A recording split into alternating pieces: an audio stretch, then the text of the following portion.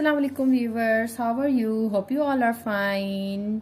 तो आज हम आगे की एक्सरसाइज करेंगे जैसे कि मैंने आपको अपनी पिछली वीडियोस में एक्सरसाइज करवाई थी, क्योंकि एक्सरसाइज ये बहुत ज़्यादा 1E बहुत बड़ी थी, तो इसीलिए मैंने इसको पार्ट्स में किया है।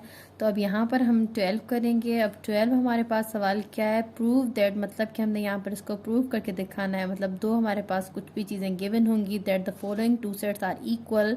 तो क्या ये नीचे वाले जो दो सेट्स हैं क्या वो इक्वल हैं? अब कह रहे हैं इवन नंबर लेस देन 4। अब इवन नंबर आपने लिखने हैं जो 4 से क्या हो, छोटे हो। तो हमारे पास सिर्फ एक ही इवन नंबर है जो कि हमारे पास 4 से छोटा होगा, वो हमारे पास क्या है? 2 है। और यहाँ पर कह रहे हैं इवन प्राइम नंबर्स, तो इवन जो है वो प्राइम नंबर्स कितने होंगे, ठीक है। तो इवन में प्राइम नंबर हमारे पास जो आ रहा है वो हमारे पास 2 ही आ रहा है, उसके बाद जो है वो हमारे पास ओड है। तो यहाँ पर इसका भी आंसर 2 है। तो ये देख सकते हैं कि हम ये बता सकते हैं कि अगर हम ए का सेट बनाए, ये भी हमारे पास इसका आंसर 2 आया, और हम बी का भी बनाए तो इसका भी आंसर 2 आया। तो दोनों ही सेट्स हमारे पास क्या कहलाएंगे कि ये आपस में क्या है? इक्वल हैं। अब कह रहे हैं find the cardinal number of each of the following set. जैसे कि मैंने आपको एक पूरी वीडियो कार्डिनल नंबर पर इसीलिए पढ़ाई थी कि आपको आगे एक्सरसाइज करते हुए किसी किस्म की कोई डिफिकल्टी ना हो। तो यहाँ पर आप देखें कि यहाँ पर हमारे पास सवाल नंबर 1 जो दिया गया है ए, वो हमारे पास है B is equal to null set. तो हम कार्डिनल नंबर को एन से शो करते हैं, और जो भी यहाँ पर हमारे पास गिवन सेट होता है वो हम बताते हैं यहाँ पर। तो हमने बताना होता है कि कितने एलिमेंट्स उसके अंदर गिवन है। तो यहाँ पर है ही जब नल सेट, तो यहाँ पर हमारे पास कुछ भी गिवन नहीं है, तो हम यहाँ पर लिखेंगे 0। यहाँ पर हम देखें कि सी हमारे पास 20 सवाल है। C is equal to the prime factors of the 30। तो हमने 30 के प्राइम फैक्टर्स बताने हैं। तो हमने देखना है कि 30 किस किस के टेबल में आता है। 30 आता है 2 की टेबल में, 30 आता है 3 की टेबल में, और 30 आता है किसकी टेबल में?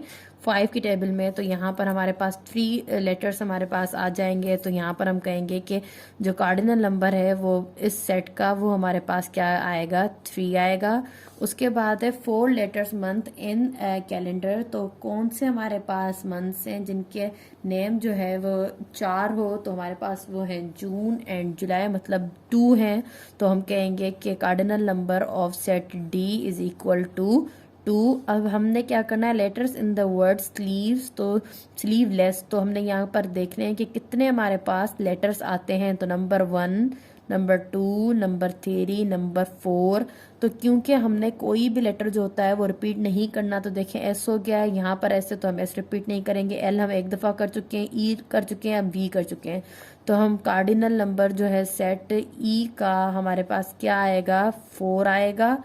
अब नेक्स्ट में हमारे पास कह रहे हैं कि हमने fill in the blanks with the appropriate numerals और द सैम्बल्स। तो हमने क्या करना है कि जो भी सैम्बल्स हमने पढ़ी हुई हैं तो उस हिसाब से हमने ये वाले फिल इन द ब्लैंक्स को फिल करना है।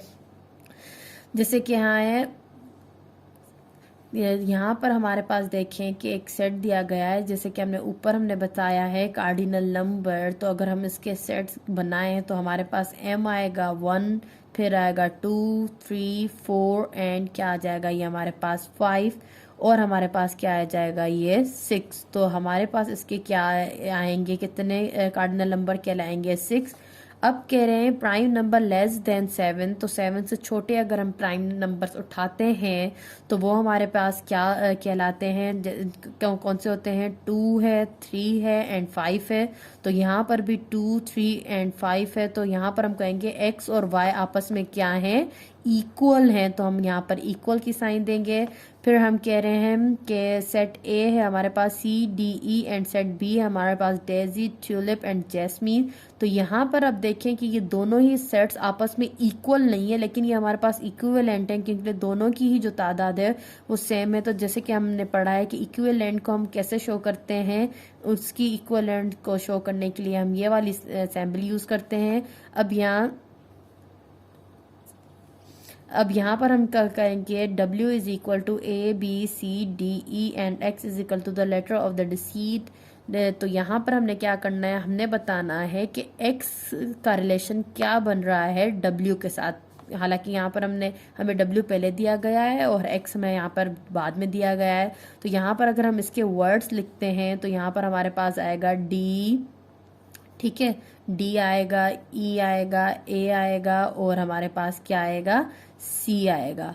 अब यहाँ पर देखें A B C D और E है, तो यहाँ पर हम क्या कहेंगे, हम यहाँ पर ये कहेंगे कि ये देखें ये हमारे पास क्या है, सुपर सेट है, क्योंकि यहाँ पर इसके पास एक और एलिमेंट ज़्यादा है B जो कि सेट में अवेलेबल नहीं है। तो हम कहेंगे कि X जो है वो सबसेट है किसका, W का, और W जो है वो क्या है, हमारे पास सुपर सेट है। अब हमने यहाँ पर अंडरलाइन करना है हमारे पास करेक्ट आंसर्स को, जैसे कि यहाँ पर हमें सवाल दिया गया है set of the numbers that is neither prime NOR composite. तो हमारे पास ऐसे कौन से नंबर्स हैं जो हमारे पास नाइदर मतलब ना ही वो हमारे पास प्राइम कहलाते हैं और ना ही वो हमारे पास कंपोजिट कहलाता है।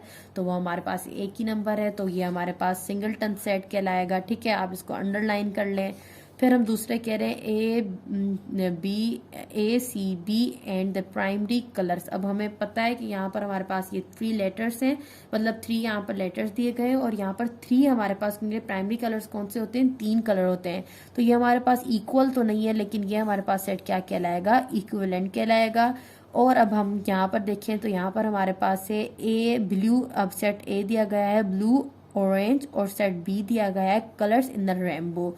तो यहाँ पर कह रहे हैं कि आप ये बताएं कि जो बी का ए के साथ क्या रिलेशन है। तो हम यहाँ कहेंगे कि बी जो है क्या वो सबसेट है। देखिए सबसेट वो होता है जिसके पास सारे ही एलिमेंट्स मौजूद हों जो हमारे पास सेट हो उसका। तो यहाँ पर तो बी जो है वो हमारे पास, उसके पास ज़्यादा कलर्स हैं और हमारे पास ए के पास कम कलर्स हैं, मतलब 2 कलर्स हैं। तो यहाँ पर हम ये कहेंगे कि set B is a super set of set A. उम्मीद कि आपको मेरी वीडियोस पसंद आई होंगी।